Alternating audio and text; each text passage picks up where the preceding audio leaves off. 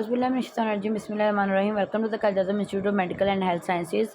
तो community health for LHB part 2 में हम लोग पढ़ रहे हैं चैप्टर फैमिली प्लानिंग। आज का हमारा टॉपिक है जी benefits of healthy timing and spacing pregnancy. ठीक है,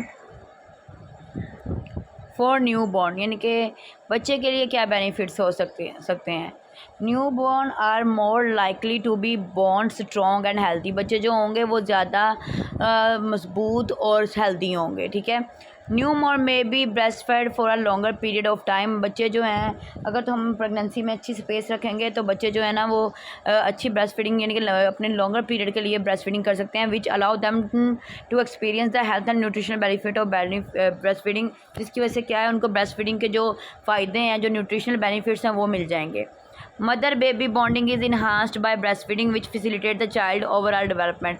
माँ और बच्चे की बॉन्डिंग जो है ना वो अच्छी होती है, जिसकी वजह से बच्चे की जो ओवरऑल डेवलपमेंट है वो भी अच्छी होती है।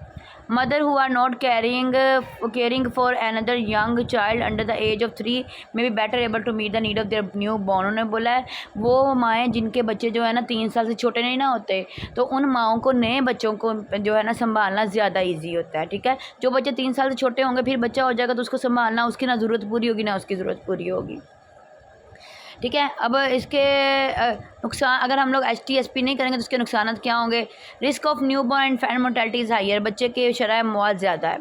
There may be a greater chance of preterm low birth weight baby और the baby may be born too small for its gestation. बच्चा जो है उसमें प्री टर्म लेबर भी हो सकता है, वो बर्थ भी मतलब प्री टर्म बर्थ भी हो सकती है, लो बर्थ वेट भी हो सकता है, और बच्चे जो है ना अपनी गेस्टेशनल एज के हवाले से छोटे भी हो सकते हैं। When breastfeeding stop before 6 months, the newborn does not experience the health and nutritional benefit of breast milk.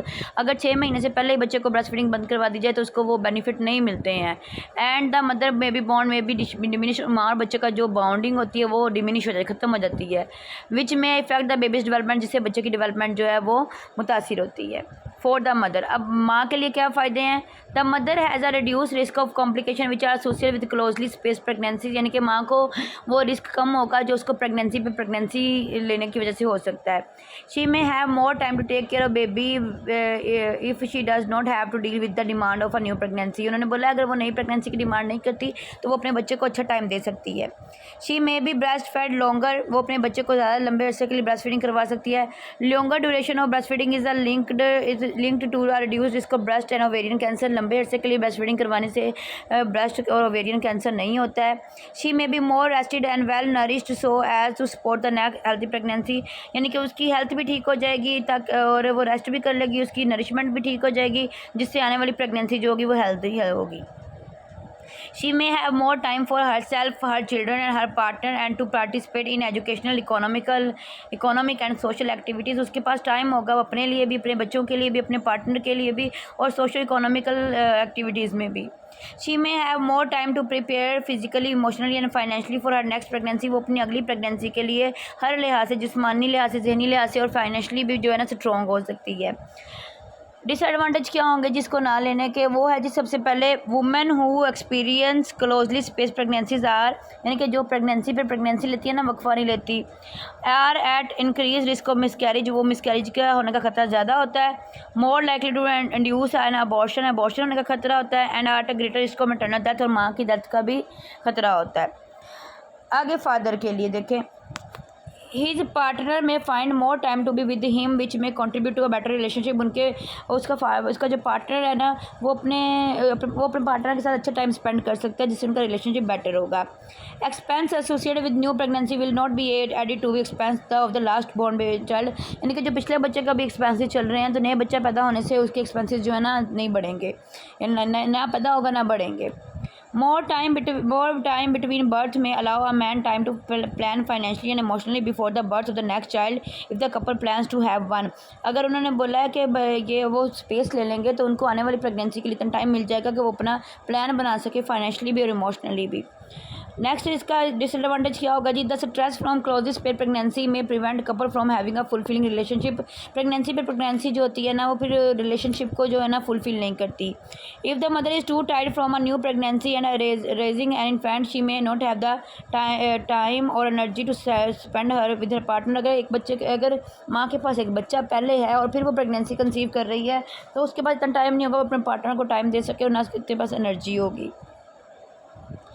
For the family के लिए क्या जी बेनिफिट होंगे, family can devote more resources to providing their children with food, clothing, housing and education. वो अपने बच्चों को, अपनी फैमिली को अच्छा माहौल, अच्छा खाना, घर और कपड़े दे सकता है।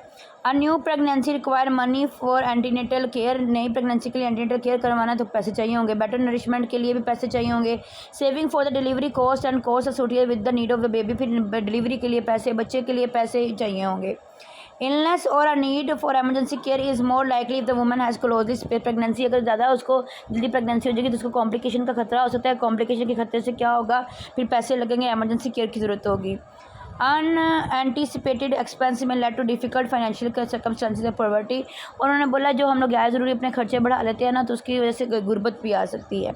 For the community, HTSP associated with reduced risk of death and illness among mother, newborn, infant and children, which may contribute to reduction in poverty and improvement in the quality of life of the community। बच्चों की death कम हो जाएगी, माँ की बीमारी कम हो जाएगी, new born infant death कम हो जाएगी, जिसकी वजह से क्या होगा कि हमारे मुल्क में गुर्बत ख़त्म हो जाएगी और हमारे क्वालिटी ऑफ लाइफ इम्प्रूव होगा। It may realise the economical, social and environmental pressure from rapidly growing population. जो हमारा तेज़ी से पॉपुलेशन बढ़ रही है ना उसमें से प्रेशर कम हो जाएगा। Lack of HTSP may result in a poor quality of life and for community resident, including increased medical expenses। उन्होंने बोला अगर आप HTSP नहीं करोगे तो आपको आपकी क्वालिटी ऑफ लाइफ भी पुअर हो जाएगी और आपके एक्सपेंसेस भी, मेडिकल एक्सपेंसेस भी इंक्रीज़ होंगे। इकोनॉमिक ग्रोथ में भी स्लो और उसकी इकोनॉमिक ग्रोथ स्लो हो जाएगी, making it difficult to achieve improvement in education, environmental quality and health. तो पैसे नहीं होंगे तो फिर आपकी एजुकेशन भी मुतासिर होगी, आपकी इन्वायरमेंट भी मुतासिर होगा और आपकी सेहत भी मुतासिर होगी। तो ये जी बेनिफिट्स और डिसएडवांटेजेस थे HTSP के, यानी कि डिसएडवांटेजेस ना लेने के, HTSP ना लेने के। ठीक हो गया जी।